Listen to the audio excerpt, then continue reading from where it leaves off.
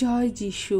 প্রথম পাঠ সামুয়েলের প্রথম গ্রন্থ, 18 অধ্যায় 6 থেকে 9 পদ, 19 অধ্যায় 1 থেকে 7 পদ। দাউদের জনপ্রিয়তায় শাউলের ঈর্ষা। যুদ্ধক্ষেত্র থেকে ইসরায়েলীয় সৈন্যদল শেষে যখন দেশে ফিরে এলো, সেই ফিলিস্তিনটাকে মেরে ফেলার পর দাউদ নিজেও যখন ফিরে এলেন, তখন ইসরায়েল দেশের মেয়েরা রাজা শাউলকে স্বাগত জানাবার জন্যে যে যার শহর ছেড়ে বেরিয়ে পড়ল। তাদের হাতে খঞ্জনি আর তেতারা, তাদের গলায় আনন্দধ্বনি। নাচতে নাচতে তারা গাইছিল, প্রাণ খুলে নাচতে নাচতে তারা দুহার দিয়ে গাইছিল। শাউলের হাতে নিহত হয়েছে হাজার হাজার প্রাণ, দাউদের হাতে অযুত অযুত প্রাণ। এতে কিন্তু শাউল খুবই বিরক্ত হলেন। গানটা তার মোটেই ভালো লাগলো না।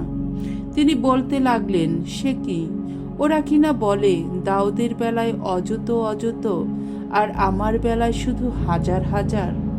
ওর তো দেখছি শুধু রাজ ক্ষমতাটুকু পেতেই বাকি আছে।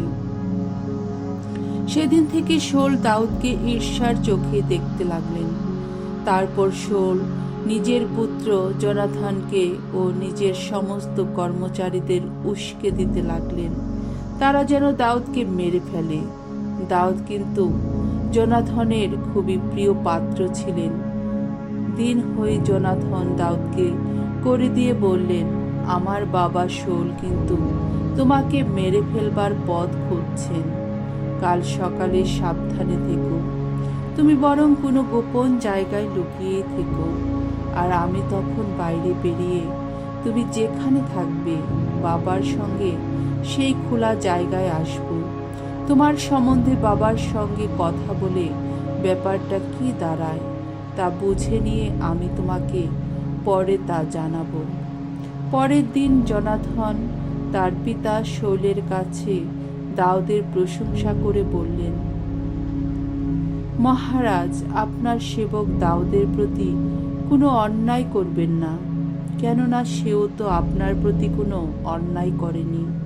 আসলে সে যা কিছু করেছে তাতে আপনার যথেষ্ট উপকারী হয়েছে।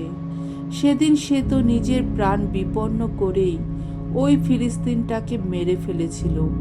ভগবান ওইভাবে সমগ্র ইসরায়েল জাতির এক মহাবিজয় ঘটিয়েছিলেন।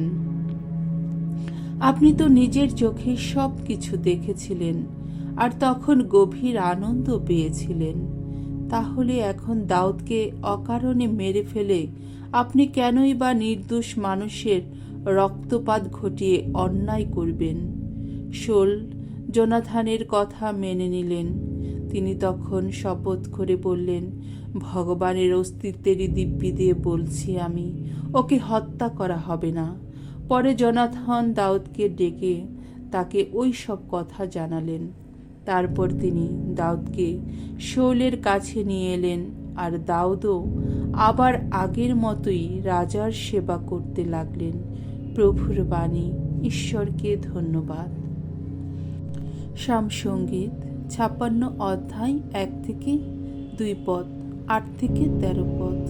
ধো, স্বয়ং প্রভুই আমার ভরসা, আমি কিছুই করি না ভয়। আমার প্রতি সদয় হও ওগো ঈশ্বর। দেখো কিভাবে আমাকে তাড়া করেছে ওরা। সারাদিন হানা দিয়ে হয়রান করছে আমায়। আমার অনিষ্ট সাধনে তৎপর শত্রুরা সারাদিন তারাই করেছে আমায়। আমার ওপর হানা দিচ্ছে যারা, সংখ্যায় অনেক তারা। তুমি তো জানোই কখন কোথায় পালিয়ে বেড়াই আমি। তোমার আপন পাত্রে এখন ধরে রাখো ওগো আমার চোখের জল। তাই তো যেদিন তোমায় ডাকবো আমি, সেদিন আমার শত্রুদলকে পিছিয়ে যেতে হবে। আমি তো জানি আমার পক্ষে রয়েছেন ঈশ্বর। আমি তো ঈশ্বরেরই ভরসা রাখি, তার বাণী বন্দনা করি আমি। স্বয়ং ভগবানেই ভরসা রাখি, তার বাণী বন্দনা করি আমি। হ্যাঁ, ঈশ্বরেই ভরসা রাখি, তাই তা কিছুই করি না ভয়। তুচ্ছ মানুষ কি বা আমার করতে পারে? ওগো ঈশ্বর, তোমার কাছে তো বাধা পড়ে আছি, নানা ব্রত বন্ধনে। শ্রুতিযজ্ঞ উৎসর্গ করেই আমি তোমার সে ঋণ করে যাব পরিশোধ। তুমি যে ওগো মৃত্যুর মুখ থেকে বাঁচালে আমার প্রাণ, রক্ষা করলে পা দুটি আমার পতনের হাত থেকে, যাতে আমি ওগো ঈশ্বর তোমার কাছে কাছে থেকে চলতে পারি জীবন আলোর পথে। বাণী বন্দনা। জয় জয় প্রভুর জয়। মুক্তিদাতা খ্রিস্ট মৃত্যুর শক্তিকে করেছেন নির্মূল। মঙ্গলবাণীর আলোয় তিনি উজ্জ্বল করেছেন অক্ষয় জীবন। জয় জয় প্রভুর জয়। মঙ্গল সমাচার। মার্ক রচিত মঙ্গল সমাচার 3 অধ্যায় 7 থেকে 12 পদ। আরোগ্যদাতা যিশুর চারপাশে রোগন পীড়িত লোকের প্রচণ্ড ভিড়। যিশু শিষ্যদের সঙ্গে সাগরের ধারে চলে এলেন। গালিলেয়ায় অনেক লোকও তার সঙ্গে সেখানে এলো।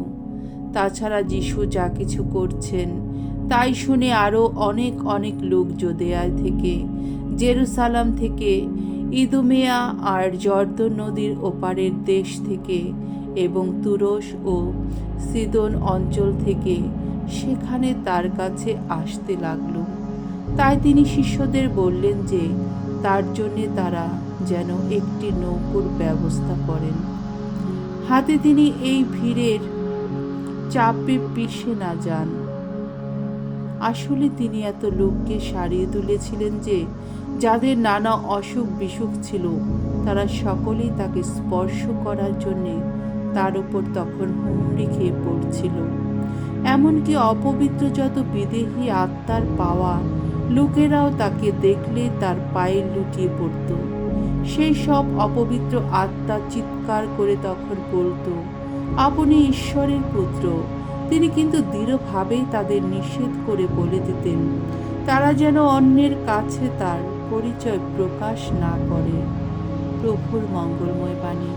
খ্রিস্ট প্রভু তোমার প্রশংসা হোক।